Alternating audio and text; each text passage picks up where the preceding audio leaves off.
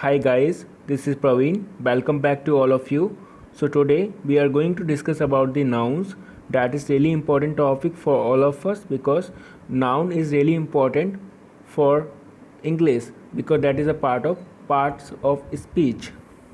So firstly, I would like to tell you that don't skip the video, otherwise you will not get the full information what really I am going to teach you.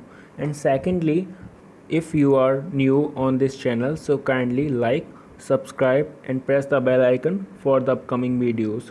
I really don't want if you miss any learning knowledge from my side, which will be so fruitful for you. Let's start nouns. Nouns.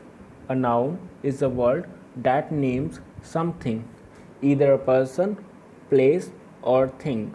In a sentence, nouns can play the role of subject, direct object, indirect object, subject complement, object complement, appositive, or adjective. So now I am telling you some example each and everyone so you will get to know easily. So nouns from a large proportion of English vocabulary, okay, and they come in a wide variety of types. Like nouns can name a person, like the prime minister, the president, my mother, my father, a girl, or someone's name like popular name Jawaharlal Nehru, Albert Einstein. Second, nouns can also name a place: Mount Everest, Disneyland, Amazon, my bedroom, hospital, school, home, church, like that. And third, noun can also name things, although sometimes they might be intangible things such as concepts, activities, process. Some might even be hypothetical imaginary things. Firstly, I would like to tell first things, then all of these, because if I will mix up, then you will not get the point to understand. So there are the things like glass, chair, sandwich, football, basketball, volleyball, like that. And fourth is process, concepts and activities, and imaginary things like idea, freedom. Okay, so basically there are 8 different types of noun: proper noun, common noun, abstract noun, concrete noun, countable noun, non-countable noun, collective noun, and compound noun. Proper noun and common noun. First, proper noun. A proper noun is the name of someone or something which denotes a particular person or thing. It always begins with a capital letter. I am giving you some examples. First, does Akash have much homework to do this evening? Second, Alex is a wonderful player. Alex, subject. Okay, like Michael Clark is his mentor. Michael Clark is a name. He plays for Dhaka BPL. He plays for Kolkata in IPL. Kolkata and IPL both are proper noun. IPL can't be changed. Kolkata, name of city. It is also name, popular name and proper name. He lives in Sydney. Sydney is a place, so it is also proper noun. Common noun, a name for any group of people, places, or things that are the same type. The girl crossed the river. River is common, so it can be common noun. Alex is a wonderful player. Player common. Sydney Sixers in the team. He plays for team common. His friend accompanies him. Friend common. They talk about movies and celebrities. Movies and celebrities both are common words, so it is also common noun. So now we are going to discuss about the abstract and concrete noun. First, abstract noun. An abstract noun is a word for something that cannot be seen what is there. It is no physical existence. Generally, it refers to ideas, qualities, and conditions like truth, lies, happiness, sorrow, time, friendship, humor, patriotism, love. I'm giving you some examples. Like truthfulness is a virtue that is rare nowadays. Truthfulness and virtue both are abstract noun. Honesty depends mostly of truthfulness and integrity.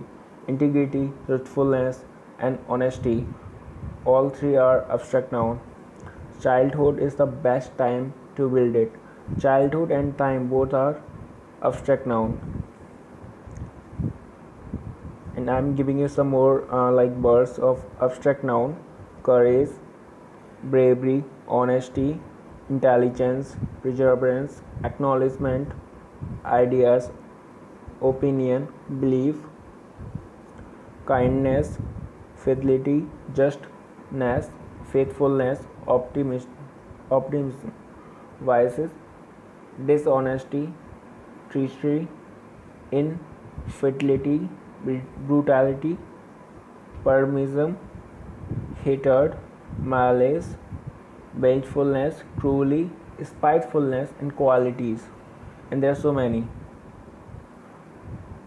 I'm just telling you because it will really help you. You can use these words and you can make sentences from your side. Okay, so now we are going to discuss about the concrete noun. A concrete noun is the exact opposite of abstract noun. It refers to the things we see and have physical existence, like chair, table, bat, wall, water, money, and sugar. Giving you some examples like the yellow flowers flowed from a glass red vase. Flowers is a concrete noun. Suddenly, a large roaring black panther appeared from behind the rock. Panther is a concrete noun. Walking home, I was assaulted by rain droplets that fell like bullets from the sky. Rain is a concrete noun. Okay. So now we are going to discuss about the countable noun and non-countable noun. First, countable noun. The nouns that can be counted are called countable noun. Countable nouns can take an article, a and the, like chair, table, wall, walls. You can say one chair, two chair, three chair. So that chairs are countable. I'm giving you some example regarding countable noun. I bought a book of neurology. Book is a countable noun. It has 39 chapters in it. 39 chapters, countable. Alex has 4 pencils. Pencils countable. Each chapter cover 5 copies. Copies countable. The book has 269 pages in it. Pages countable. He has a car. Car countable. A article. I have a phone, few books, a notepad, a table, calendar, and a computer on my desk. Phone, books, notepad, table, calendar, and computer all are countable noun. So now we are going to discuss about non-countable noun. The noun that cannot be counted are called non-countable noun, like water, sugar, oil, salt.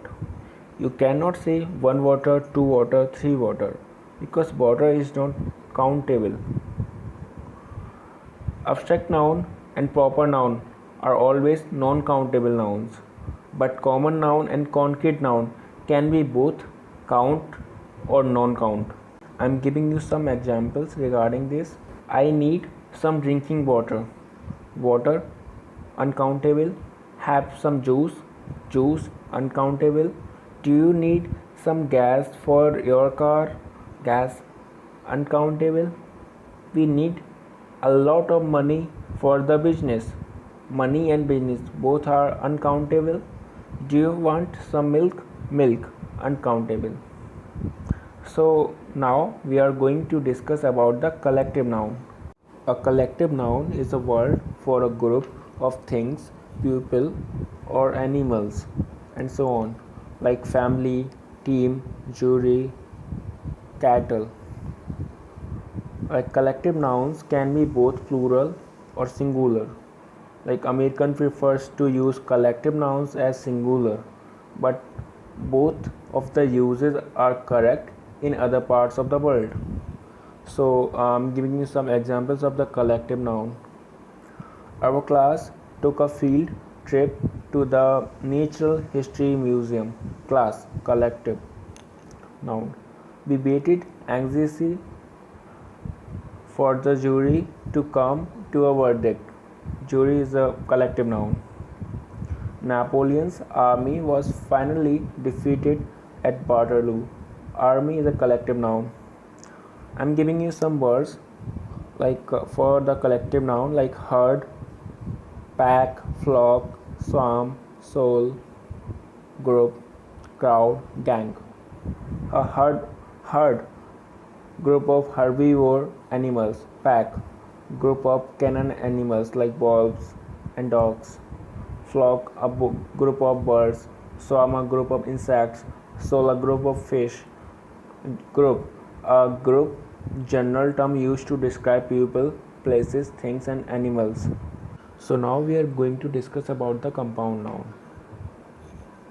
Compound noun, sometimes two or three nouns appear together or even with other parts of speech, like create idiomatic and compound noun. Idiomatic means that those nouns behave as a unit and to a lesser or greater degree amount to more than the sum of their parts, like a six pack, 5 years old, son-in-law, mother-in-law, snowball, snowfall, mailbox.